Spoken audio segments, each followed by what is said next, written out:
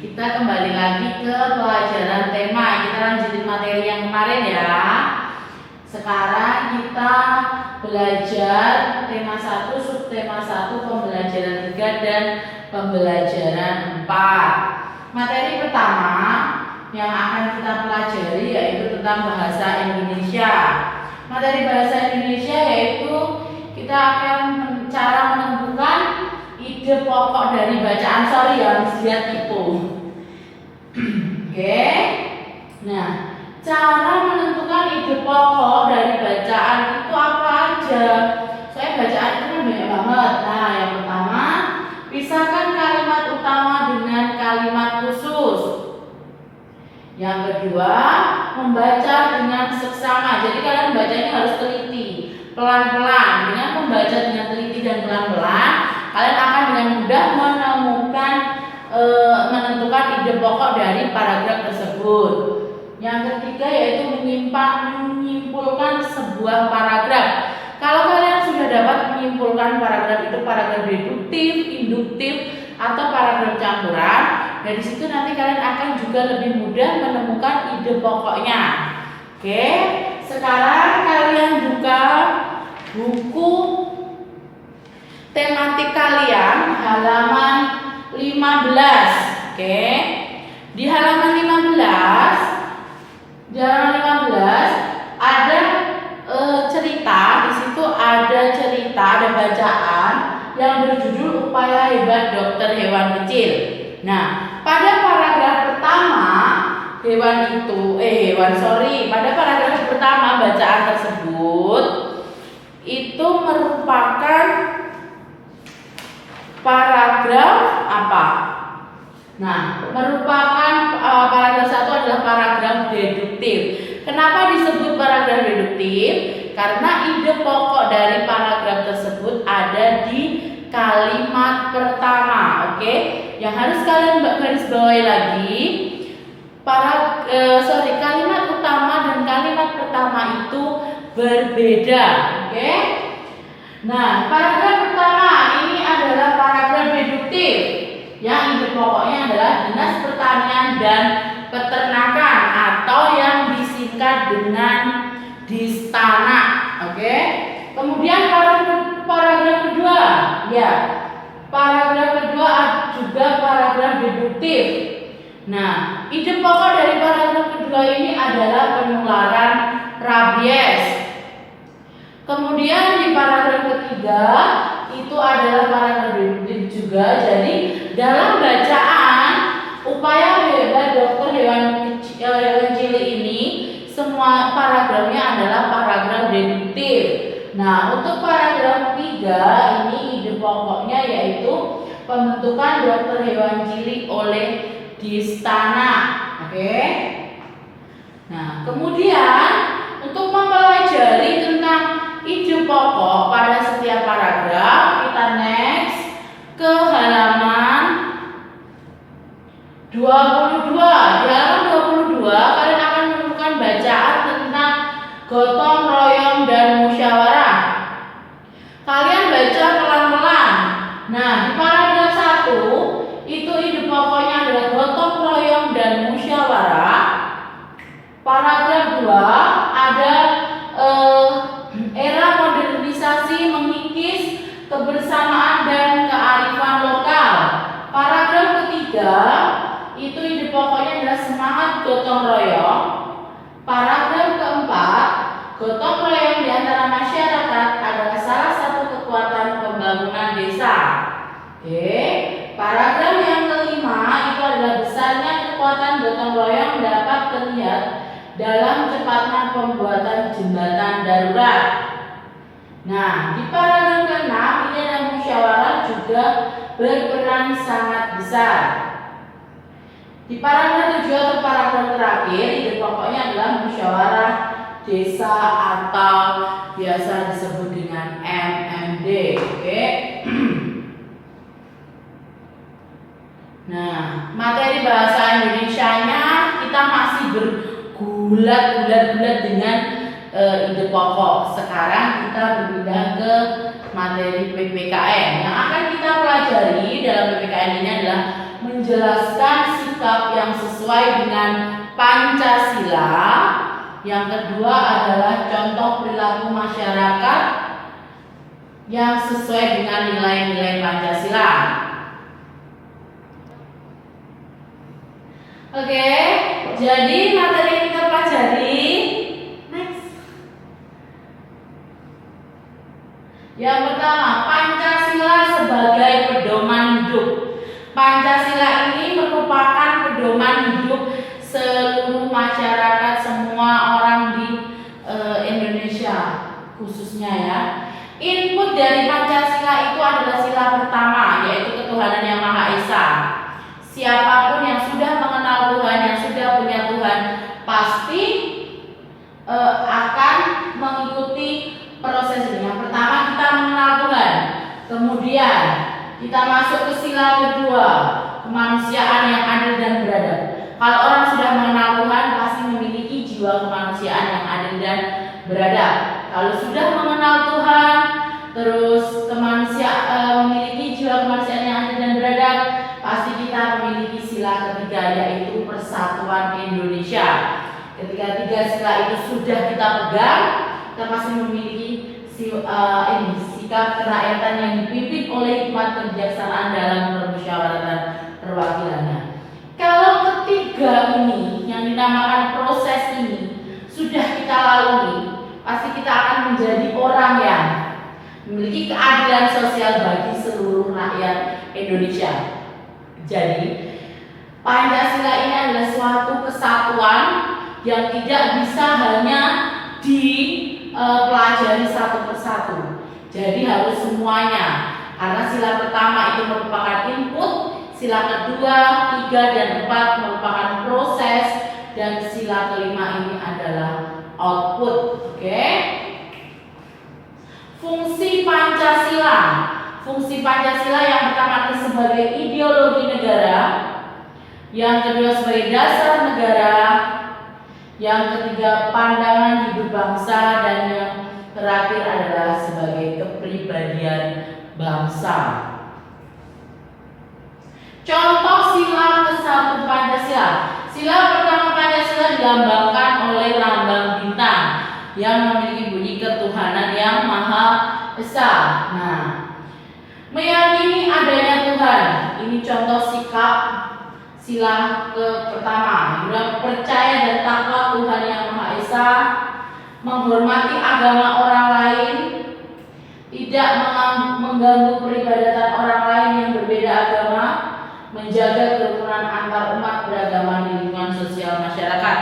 Jadi kalau kita mengamalkan sila pertama Pancasila, yaitu dengan cara kita menghormati pemeluk-pemeluk agama lain. Jadi pemeluk-pemeluk agama lain sedang beribadah, kita juga saling bertoleransi, saling menghormati. Ketika pemeluk agama lain sedang melakukan doa, kita juga harus saling menghormati. Terus kita yakin bahwa walaupun berbeda-beda agama, tapi kita tetap harus damai, karena Tuhan kita cuma satu. Contoh sila kedua Pancasila. Sila kedua Pancasila digambarkan oleh lambang rantai, dan ya ini contoh-contohnya, itu gambar-gambarnya. Ini membantu korban bencana alam, ikut serta dalam kegiatan kemanusiaan, memberi santunan kepada orang miskin, mengunjungi teman yang sakit, tidak menyakiti orang lain, peduli terhadap penderitaan orang lain, tidak menyinggung perasaan orang lain. Kalau kalian ingin mengamalkan sila kedua Pancasila ini, tidak perlu hal-hal yang terlalu sulit. Ini adalah hal yang sangat mudah. Dengan kita mengasihi teman kita, dengan kita jika ada korban bencana alam, terus ada inilah, katakanlah ini, yang kayak korban seperti bencana alam yang terjadi di Palu itu, nanti kita galang sumbangan. Dengan kita membantu apa yang kita miliki, kita berikan, itu adalah suatu contoh dari pengamalan sila Pancasila yang kedua. Tidak menyakiti hati teman, itu juga pengamalan sila Pancasila yang kedua. Jadi kalian tidak boleh saling mengejek. Apapun hasil karya temanmu, mau itu jelek, mau itu bagus, hargai. Karena setiap orang mempunyai kreativitasnya sendiri-sendiri. Yang menurutmu bagus belum tentu menurut orang lain bagus. Yang menurutmu jelek belum tentu menurut dia jelek. Oke? Sekarang kita lanjut ke contoh sila Pancasila ketiga, yaitu yang dilambangkan pohon beringin, menjaga persatuan dalam masyarakat. Jadi ketika ada kegiatan, kita bareng-bareng sama-sama menjaga persatuan, tidak membeda-bedakan suku, tidak membeda-bedakan agama, tidak membeda-bedakan pekerjaan atau status sosial, mengutamakan kepentingan umum di atas kepentingan pribadi dan golongan. Jadi ketika kita ada musyawarah di desa untuk demi persatuan dan kesatuan, kita utamakan kepentingan bersama, tidak mengutamakan kepentingan pribadi. Oke, kemudian rela berkorban untuk kepentingan bangsa, cinta tanah air. Nah, ini yang paling utama. Jadi kita harus cinta tanah air dengan apa? Dengan kita bangga dengan kita yang mempunyai suku yang berbeda-beda. Di setiap pulau kita punya bahasa-bahasa daerah yang berbeda-beda. Ini adalah suatu keunikan yang harus kita banggakan, yang harus kita cintai, yang harus kita bela di dunia luar sana. Contoh sila keempat Pancasila yang dilambangkan lambang apa ini? Oh iya benar, lambang tenis. Miss Jenny gimana toh? Lupa ya. Sila keempat Pancasila ini dilambangkan lambang banteng, yaitu sila keempat ini contohnya mengadakan musyawarah untuk membuat keputusan bersama. Contohnya kalau di rumah misalnya ada kakak kalian yang sudah kelas 6 dan ingin bersekolah di mana, itu dimusyawarahkan. Setiap pengambil keputusan dengan musyawarah itu akan lebih bagus dan hasilnya juga akan lebih baik. Tidak memaksakan kehendak saat musyawarah, mengembangkan suasana kekeluargaan dalam musyawarah, mengadakan rapat untuk membuat keputusan, menghormati keputusan rapat. Jadi ketika kalian kelompok, kalau di sekolah kalian mengerjakan tugas dari Miss dan Mister. Nah, kalian disuruh kelompok, kalian tidak boleh, oh aku maunya ini warnanya ungu, aku maunya warnanya hijau. Kalian tidak boleh memaksakan kehendak kalian. Jadi dipilih siapa yang mau pakai warna hijau berapa orang, siapa yang mau pakai warna kuning berapa orang, nanti diambil keputusan terbanyak. Contohnya seperti ya, selain mengerjakan tugas, ada juga contohnya saat pemilihan ketua kelas, pemilihan ketua OSIS, itu juga harus dilakukan secara musyawarah.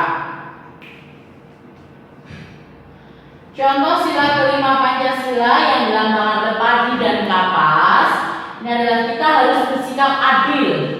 Nah, tidak boleh boros dan juga menghormati hak-hak setiap orang. Nah, menghormati hak orang lain di atas dasar keadilan, suka bekerja keras. Jadi di sila kelima ini kita tidak boleh boros dan kita harus berbuat adil kepada setiap orang. IPS kita kali ini yaitu menggambar peta geografis tempat tinggal dan membuat peta Indonesia. Nah, apa itu peta? Kalian pasti tidak asing kan dengan peta. Peta adalah gambaran dari atau lukisan permukaan bumi dalam bentuk datar. Apa saja komponen-komponen pada peta? Yang pertama adalah judul, harus ada judul. Ini untuk memberitahu bahwa itu peta mana. Yang kedua adalah petunjuk arah. Jadi biar kita mudah dalam membaca peta, jadi harus ada petunjuk arah, mana arah utara, arah selatan, timur dan barat agar kita tidak salah dalam membaca peta. Yang kemudian harus ada legenda. Legenda itu apa? Legenda adalah kotak kecil di bawah peta untuk memperjelas simbol-simbol apa saja yang ada pada peta. Skala peta. Simbol, insert, garis astronomis, garis tepi, lettering, sumber dan tahun pembuatan. Nah, seperti ini contohnya. Nah, ini disebut dengan judul peta, ini insert peta, jadi ini peta yang besar, dan ini ada peta yang diambil dari peta besar ini. Ini petunjuk arahnya. Ini adalah simbol ini, misalnya merah simbolnya liar. Warna merah muda ini simbolnya kampung. Ini disebut insert. Dan ini adalah legenda. Kemudian sumber peta. Nah, sumber peta ini diambil dari mana dan tahun berapa? Kemudian tahun pembuatannya ini garis tepi, ini grafikul, skala peta. Jadi skala peta itu untuk membandingkan 1 banding berapa. Jadi untuk membandingkan peta yang keadaan sesungguhnya dengan yang ada di gambar. Nah, hal-hal yang perlu kalian perhatikan dalam pembuatan peta adalah menentukan daerah mana yang akan dibuat petanya. Jadi kalian tentukan dulu daerah mana yang akan dibuat petanya. Kalau yang sering kalian lihat pasti ini denah-denah untuk misalnya mau ke rumah temen, atau denah-denah waktu ada acara. Tapi sekarang lebih mudah lagi karena sudah ada Google Share lokasi. Jadi dengan Google Share semuanya akan lebih mudah. Nah, kemudian adalah membuat peta dasar. Jadi dibuat dulu peta dasarnya. Next. Terus mencari data dan menggolongkannya sesuai dengan tujuan awal pembuatan. Membuat simbol-simbolnya. Jadi ditentukan. Kalau simbol warna merah itu rumah, di legenda ditulis rumah. Kalau simbol yang warnanya kuning adalah hutan, ya ditulis hutan. Oke. Meletakkan simbol pada peta dasar dan membuat legenda ya tadi untuk memberitahu pembaca peta simbol apa aja yang ada di dalam peta tersebut. Kemudian melengkapi peta dengan judul dan tulisan atau lettering yang baik. Nah, ini adalah denah tempat tinggal. Jadi peta tempat tinggal, peta yang ada di sekitarmu. Misalnya Nina, kalau kamu dari kantor kelurahan mau ke rumah Nina, berarti harus melalui jalan apa? Nina tinggal di mana? Rumah Nina berada di Jalan Teratai. Jadi kalau mau ke rumah Nina, kalian bisa melalui jalan Kamboja, Jalan Anggrek, Jalan Anyelir, atau bisa juga melalui alternatif kedua, Jalan Kamboja, melewati Jalan Mawar, kemudian Jalan Melati dan masuk ke Jalan Teratai. Oke. Nah, berikut tadi materi di pembelajaran 1 dan pembelajaran 2. Untuk tugasnya kalian kerjakan halaman 20 dan 21. Kemudian kalian kerjakan lagi halaman 27. Oke. Kalian kerjakan halaman 20 sampai 21 dan 27. Kita bahas di pertemuan besok pada Zoom besok ya. Oke, kalian kerjakan sendiri, kalian kerjakan sebisanya. Kalau kalian masih bingung, kalau kalian masih tidak ngerti, bisa telepon Miss Dia atau Miss Dia akan jelaskan pada saat Zoom. Kalian tanya pada saat Zoom. Kalian di rumah tetap semangat belajarnya, tetap mengikuti aturan dan nasihat yang diberikan oleh orang tua. Tetap semangat belajar. Bye bye.